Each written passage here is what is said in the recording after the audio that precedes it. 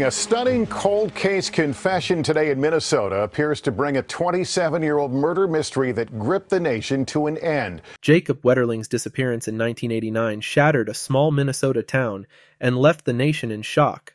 For 27 years, the mystery of what happened to the 11-year-old haunted investigators and the community. This video delves into the chilling details and the heartbreaking truth that finally emerged.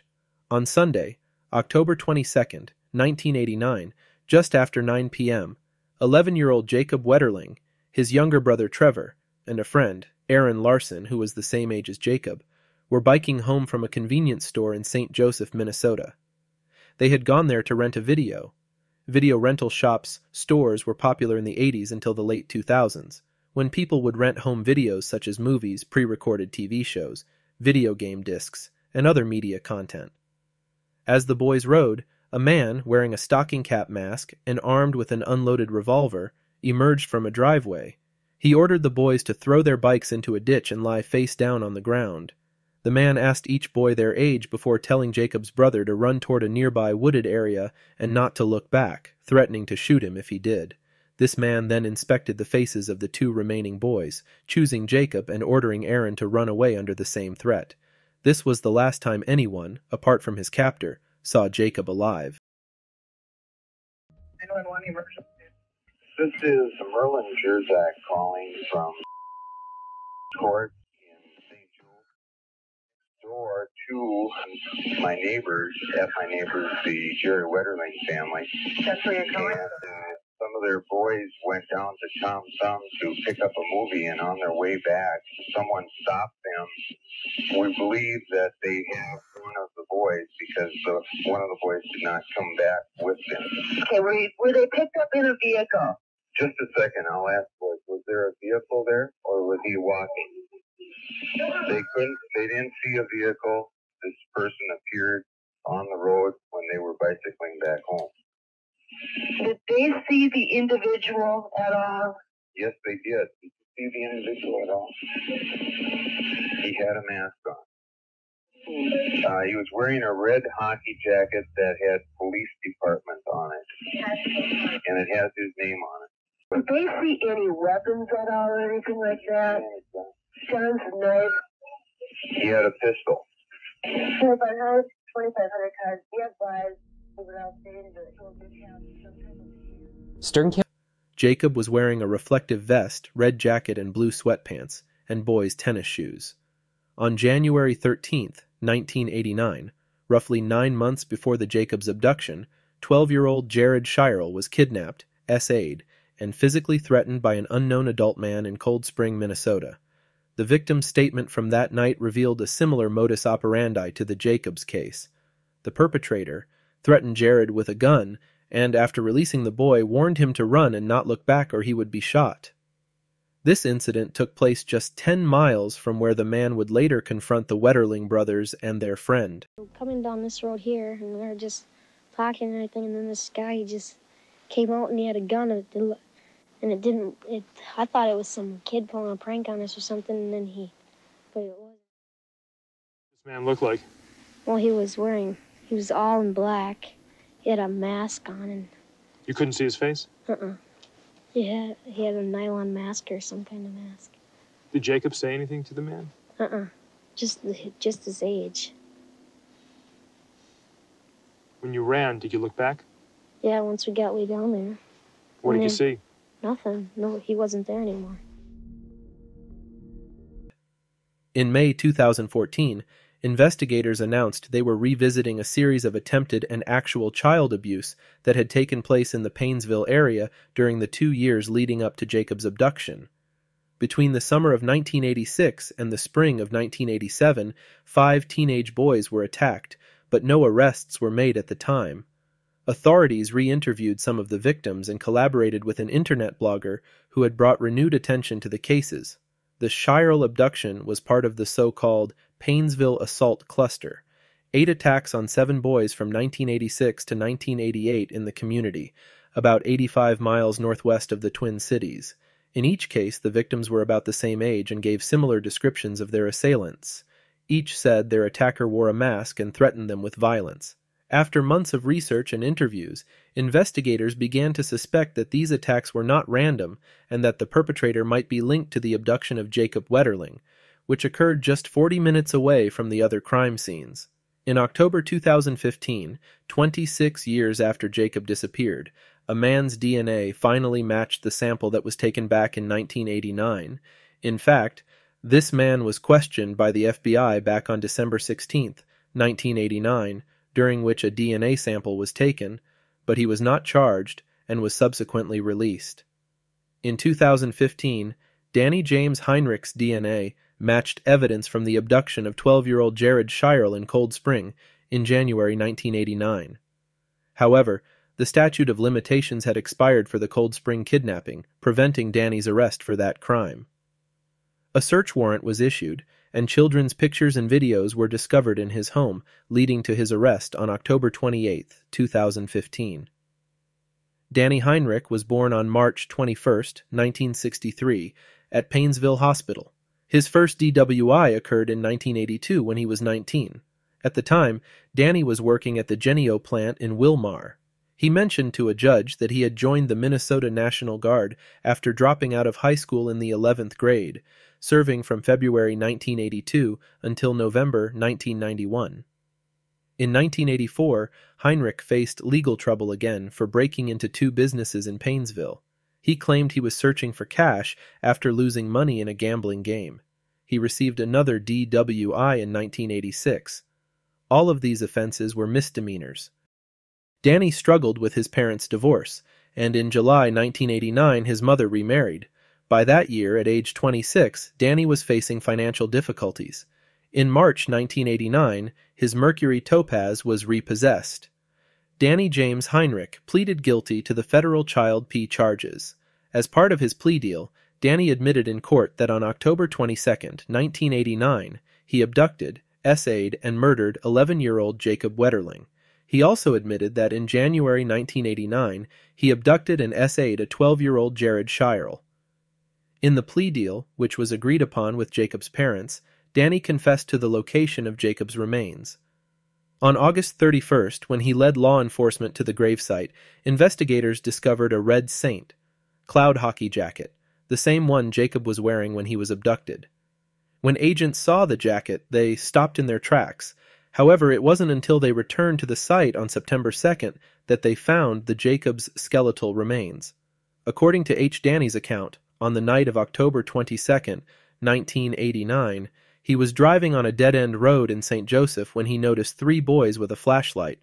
He pulled into a driveway and waited for the boys, Jacob, his brother Trevor, and Jacob's best friend Aaron Larson, to bike and scooter back by.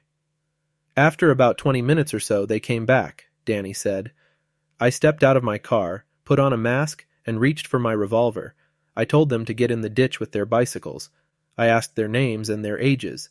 When Danny brandished his .38 caliber Smith & Wesson revolver at the boys, they tried to offer him a videotape they had just rented from a Tom Thumb convenience store, but he knocked it down. They then attempted to shine a flashlight in his face, but he threatened them. Danny then ordered Trevor and Aaron to run away and not look back, or he would shoot. Jacob was handcuffed behind his back, forced into Danny's car on a rural road not far from his home, and asked his abductor, "What did I do wrong?" Danny said he drove west out of St. Joseph toward Albany, Minnesota, then south toward Roscoe, Minnesota. He eventually stopped near a gravel pit in Painesville, where he forced Jacob out of the car, removed the handcuffs, and abused the boy. Danny claimed he panicked after a police car drove past, which escalated his decision to shoot Jacob twice in the head. He left Jacob's body at the scene, returned an hour later, and buried his body after dragging it to a spot about 100 yards north of where he had shot him. He then concealed the area with grass and brush. Danny said he discarded Jacob's tennis shoes into a ravine about 100 yards down the road as he walked back to his apartment. A year later, Danny returned to the crime scene and noticed Jacob's red jacket above the ground, with the grave partially uncovered. He then gathered the jacket and some of Jacob's bones, placed them in a garbage bag, and took them across the highway. Regarding Jared Scheierl, Danny recounted how he was driving around Cold Spring looking for a child. On the night of January 13, 1989, around 9 or 10 p.m., he spotted a boy walking down a dark street and asked if he knew where the Kramers lived. Danny then forced Scheierl into the back seat and abused him. Afterward, he let him go, telling him to run and not look back or I'd kill him. He admitted to keeping Scheierl's underwear and pants as a souvenir. Although he did not have a gun that night, he acquired one during the summer of 1989, just a few months before Jacob's abduction.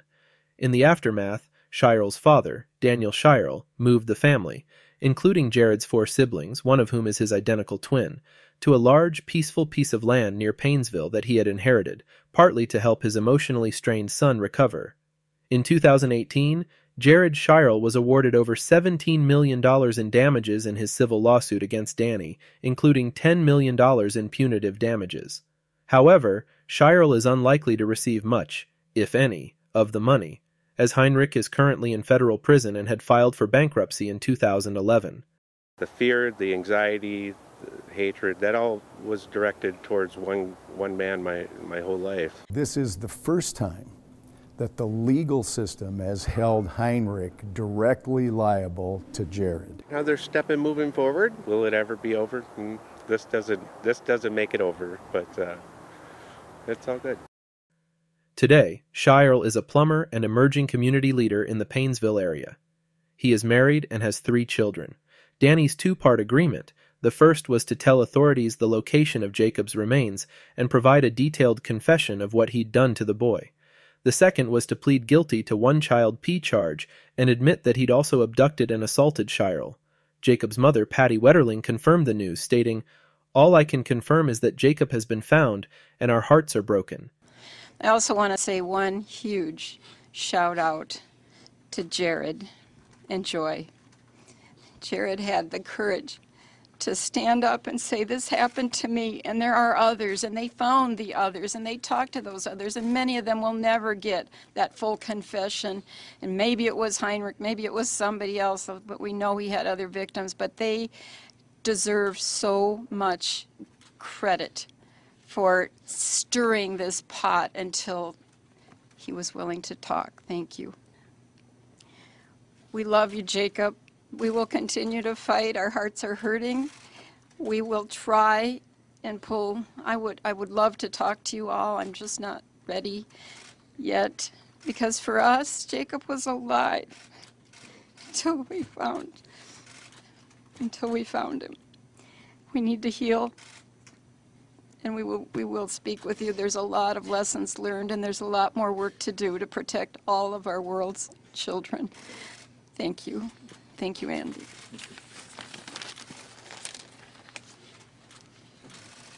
In exchange for Danny's plea, prosecutors agreed not to charge him with Jacob Wetterling's murder.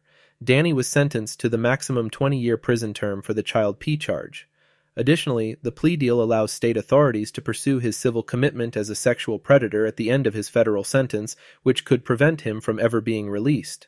During sentencing, Judge Tunheim stated, "We won't pretend that this crime and sentence is about child P. It is also about changing the lives of so many children and parents who prayed for Jacob's return and also feared you coming out of the dark. Every child knows the story of Jacob Wetterling. You stole the innocence of children in small towns, in the cities of Minnesota and beyond." Though Danny could potentially be released after serving 17 years of his prison sentence, Judge Tunheim emphasized that this was unlikely, stating, "This crime is so heinous, so brutal and awful, that it is unlikely society will ever let you go free." In January 2017, Danny was transferred to the Federal Medical Center, Devens, a federal prison in Massachusetts, to serve his 20-year sentence. 4 months after Jacob Wetterling's abduction, his parents, Jerry and Patty Wetterling, established the Jacob Wetterling Foundation, an advocacy group dedicated to children's safety.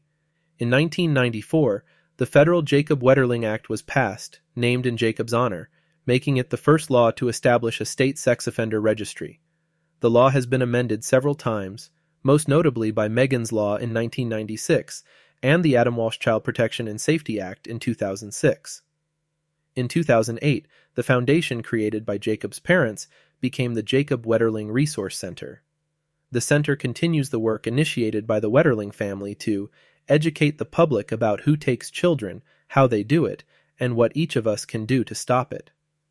We've included a link to the video covering Megan Conca's case in the description below, The case inspired the development of Megan's Law. What are your thoughts on Danny never being charged with Jacob's murder? How do you feel about his 20-year sentence? Let's continue the conversation down below. Stay safe out there.